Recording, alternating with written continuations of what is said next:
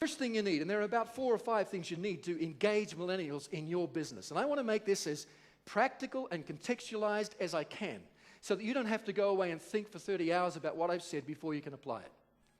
First thing I think we need is a connection culture.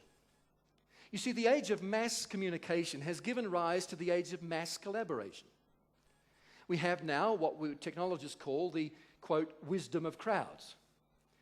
Now, I know sometimes groupthink becomes gloop-think. It's messy, sticky, and hard to get rid of, and it's not much use. But groupthink can be a very positive thing if it's well led. The gamers call it the architecture of participation. You don't just use a website or a game, you interact with it. You change it as you use it. Wikipedia. Most of us have used, anybody used Wikipedia lately? Wikipedia is based on the wiki, the piece of code that allows you to interact and change something. The wiki is an acronym for what I know is. That sums up the collaborative generation perfectly. The hive mentality is another word for the same thing. Do you know when Nintendo marketed their Wii console, they gave it that name because they said it sounds like the English word we. They understood the collective think of the millennial generation. The O2 phone company tapped into the same zeitgeist when they came up with their slogan, "We're better connected." And this connectedness is leading to all kinds of new opportunities in activism. There's a group called Architecture for Humanity, does a lot of work in Africa.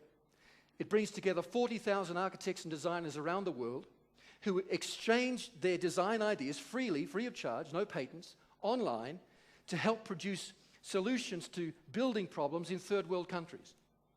All made possible by digital technology.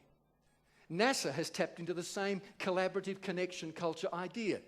It has thousands of what it calls click volunteers, people who sit in their bedroom with a Dell computer, helping NASA to crunch the numbers that will allow them to map the surface of planets and the movements of stars.